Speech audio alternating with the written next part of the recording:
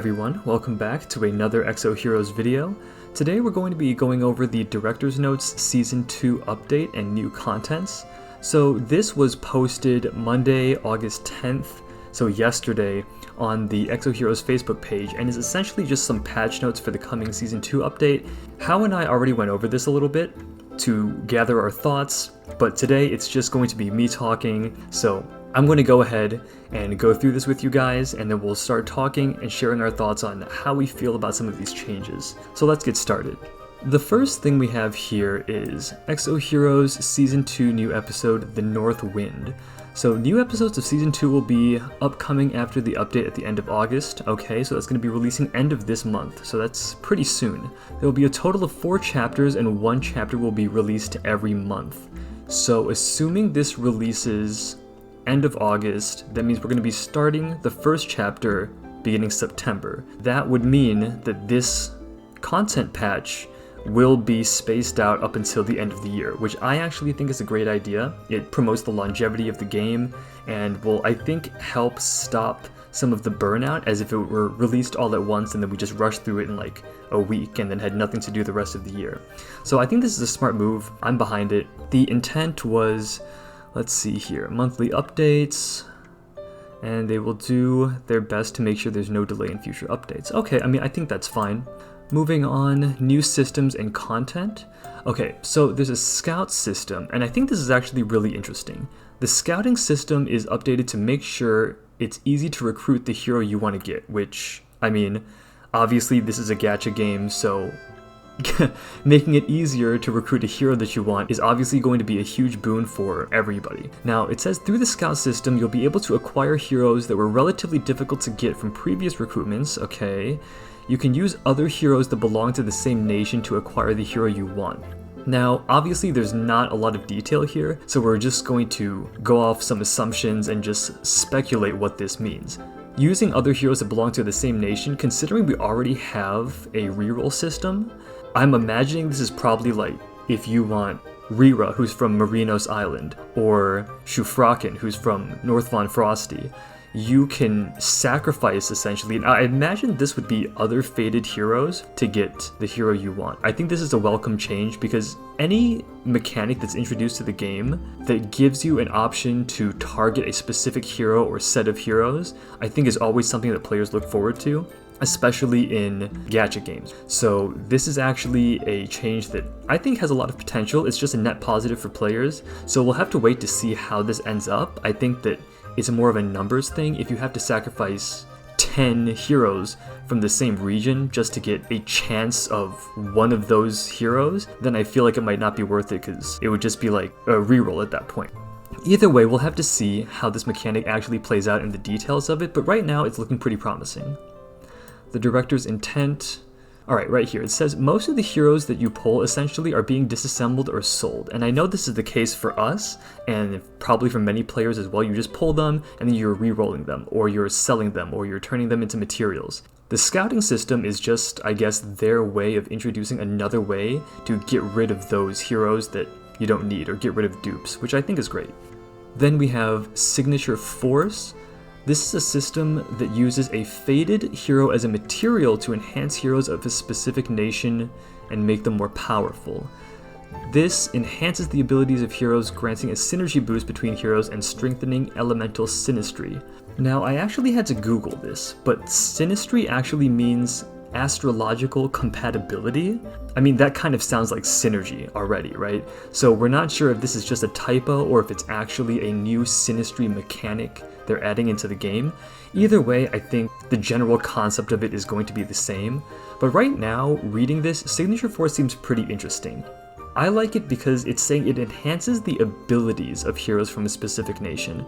This could be interpreted in a couple different ways. Personally, I hope that it's not just like a numbers buff, you know? I hope that it's not just this ability does 10% more damage, because while that would be nice, it's kind of boring, and I feel like with Signature Force they could be a little bit more creative and have some more space to play with and say, maybe give this ability 1 turn of CC. Be a little bit more creative and play around with it instead of just having it be a numbers boost that is like that strength that they're talking about. Of course, these ideas are maybe a little bit broken depending on what heroes you apply it to. So I'm not saying this is definitely what they should go with, but it's just an idea, and I do hope they try to at least consider and tinker around with these more interesting synergies. So the intent here is to enhance Exo Heroes' signature heroes like Rachel, Bathory, Shufrakin, Jinai, Garf, etc., and stabilize the balance of heroes. Okay, so they're keeping the balance in mind, which I think is very important here. Maximum growth value for heroes belongs to a particular nation will be released periodically through future updates. Okay, so it sounds like from here there's a cap to how much you could boost a signature hero using the signature force, which I think is reasonable, seeing as Rachel, Bathory, Shufrakin, and Garf are already top tier in their role. So I think that they're taking a little bit more of a conservative stance here and not letting power creep get too bad, which I think again is a great idea. So the next change is chance at recruitment by nations. Among the above updates, this system is similar to the current recruitment system, which allows users to select the nation they want and obtain it. The chance at recruitment by nations will also be updated soon so that you can make the most of the new scout system. So I'm assuming this is going to work like maybe like a banner, and then you could have a banner for Marinos Island or a banner for Greenland, where there is maybe a higher chance, or you're only pulling heroes that come from that region. And I think that this works super well with the scout system, because in this sense, you can have, let's say, a Greenland banner. So obviously from Greenland you'd want Bathory and Anastasia. If you keep pulling from that banner and getting heroes that you don't want, then potentially you could use the scout system to combine those heroes from the same region to get the one you want. So I think that this, in terms of a pull system, works really well with the newly introduced scout concept. The next thing we have here is Infinity Core. The new PvE content will be updated. In this new content, you'll be facing the core raid bosses from previous core raids who get stronger and stronger infinitely, so this is interesting. Aim for the highest score by destroying the boss's guardian stones and strategies to get tons of weekly rewards. Different core raid bosses will appear every day according to each day of the week. Once you defeat a boss, the stage that day will rise, making the boss even stronger. New obtainable score limit will increase according to stage, okay. And heroes used in the final stage clear will become unavailable for the rest of the week. Okay, so a couple key points here. Number one, I think it's great that they're introducing new PvE content, because this is something that was sorely needed in the game, as we had mentioned in our Exo Heroes Good and Bad video. Right now, a lot of players, especially during content lulls in between big patches like this, the only thing keeping them going is PvP, essentially. There wasn't enough of a PvE challenge, and most of the stuff was just dailies. And if you did want to do the higher end PvE stuff, most people weren't geared enough to actually make a lot of progression in those areas. So I think this is just another thing that they've introduced that you could do. It sounds to me a lot like Dragon, where every day there's a different boss, and now you could just re-challenge that boss as they get stronger and stronger. The points you get will increase. Now, the biggest thing for me is that heroes used in the final stage clear will become unavailable for the rest of the week. And this is important because it incentivizes using different heroes and building out a diverse roster. Let's say you have a really OP comp, FC Rira, FC Annie, FC Garf, Ulu, Bathory, something like that. So now if you want to use that super strong team on a Monday, that's fine, and you'll probably, be able to get to that last stage and clear it pretty easily. But then the issue is you can't keep these OP heroes for this content the rest of the week. And I think that that is actually a really good way to sort of balance out the team and make sure that you're not just steamrolling through content using the exact same team over and over. So that's a nice change.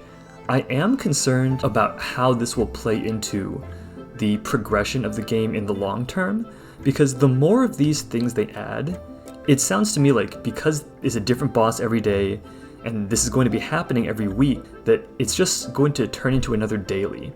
And with all the dailies that already exist, if every patch they're adding, oh, here's another PvE daily, here's another PvE daily, then Exo Heroes will sort of lose that passive AFK progression that it currently has, and it will become too actively grindy. And I think that turns away some of the player base. It could force you to feel like you need to keep grinding in order to keep up with everybody else, and that leads to burnout. So I do hope that if they are going down this path of introducing new PvE mechanics and new PvE content, which I like, they're a little bit careful with it and they prune older content or put some sort of limit or cap so that you don't have to grind, for 8 hours a day and treat this as a second job just to progress. So his intent here, the director's intent, is currently competing among users is PvP and embodiment. Okay, so this is what we talked about. He realizes, or the devs realize, that PvP is really the only thing that keeps people going, which is something that we've addressed before. So this is their answer to that, and I think that's fine. Now moving on to the growth and balance system, we have core memory. So core memory systems will be updated to strengthen Fate Core's fusion growth and take advantage of user-to-user social functions. You can enhance heroes' abilities by applying your Fate Core or those that your Air Squadron members and Alliance users have to the core memory system. So this is pretty interesting, and it sounds a little bit confusing at first, but our take is that essentially for your Air Squadron or Alliance members, you can use their Fate Cores and they can use your Fate Cores. Now, I'm assuming and hoping that this is across all pieces of content like PvE and PvP, this would still apply. I think this is a great idea, just reading what is in this patch notes right now, because a lot of people have these pretty decent units, or they have units that would be really good, for instance FC Iris or FC Xeon, as long as you have those Fate Cores. And now, obviously getting Fate Cores is pretty hard. It's a 1% chance in basic recruitment. So in this sense, it sort of encourages obviously that social interaction, which I think is something the game sorely needs, because right now you're basically in a clan and there's not that many benefits that you had to actively take advantage of. So this is a good step towards fixing that. Then we have Character Awakening. It's a system in which additional options of equipment are transferred by hero to absorbing the equipped ones. Okay. So both heroes and equipment need to grow to a certain level to proceed with Character Awakening. Heroes who have carried it out cannot use previous equipment and can only use season armor that will be updated in Season 2. We take this to mean that once your gear is at a certain level, right, as it mentions here, and once your character is at a certain level, you're going to fuse them all together. So all of the stats and the bonuses that were on your gear will just be permanently on your character as if he was just consistently always wearing that set, and then you can, so that frees up the existing slots, and then you could use that new Season 2 armor to further boost your characters. And now I am cautiously optimistic about this. It definitely seems like a whale mechanic, because even for us right now, we don't have any hero that has a super good full set of fated gear, because fated equipment is quite hard to find and it takes a while to grind for. So this is clearly something that's catering more towards the top tier players, people that would probably spend hundreds or thousands of dollars into this game, and maybe not as relevant for free-to-play players or dolphins. It's something to be careful about, because my interpretation here is that once you fuse the gear, it's just a one-time thing. You just do it, and then I don't feel like they're going to allow you to fuse gear anymore. With that having been said, you want to be really careful about what kind of gear you're fusing. So honestly, I wouldn't bother Character Awakening unless I had a full set of really good fated gear that, I wanted to be permanently equipped onto my character. I think they have a little bit of potential here as well to play around with gear stats and bonuses, because currently I think gear is kind of boring right now, because you have gloves that give offensive stats and helmets that give defensive stats, for example. So it would be nice if they could switch that up a little bit, maybe give gloves some defensive stats or give a helmet offensive stats as a way to truly min-max your character, so we could have a set of 6 pieces of gear that all give offensive stats. I think that would be interesting. So I think that things like this would add a lot of mechanical strategy to the game and force you to think a little bit more about what kind of gear you really want to put on this character. But again, there is potential for this to be OP, so it's just an idea, but I would like to see the devs come out of the box a little bit and think about the potential of this game. Beyond Character Awakening, we talked about freeing up those slots so you can equip Season Armor, and Season Armor will be updated for the new season. It's updated and can be acquired in the new equipment dungeons. Only Character Awakened heroes can equip Season Armor. So again, it's whale stuff, right? You have to awaken a character before they can equip this Season Armor, so it seems like some pretty high-end content that maybe we won't be able to touch for a while if we're free to play. So, not much to say about that. I think it's fine for the whales. Then finally, we have Reorganization Hero Nation. And that sounds a little funny. But essentially what this is saying is new national systems, such as Scout System, National Recruitment, Signature Force, etc., will be added to Reorganization the Nation belonging to the existing heroes. The Reorganization Hero Nation will be also change the list of buffs targets in the Fate Core, blue rated, including Black Moon Baraka. We will inform you of further details through future notices. Okay, so this is a little bit confusing for me. I'm not exactly sure what this means. Ultimately, I think that it's probably some sort of synergy between, again, the heroes, the Fated heroes, and the lower tier heroes from the same area, from the same region. And I think that this is actually pretty interesting because it mentions Black Moon Baraka, and a lot of blue-rated Fate Cores do have that passive where they give bonuses to other units from their same region. So if they just sort of maybe generalize this and they're going to change the blue frame Fate Cores to maybe include something else or have a different passive, right now I don't think there's much information for us to go off of here, but it does sound interesting, and I like how heavily the devs are leaning, at least on this patch, on the national, regional aspect of the game, because I think that was something that they had underutilized before, and of course, again, provides a lot of that sort of lore tie-in, and I think that it makes the story more immersive too. So this is overall a great change.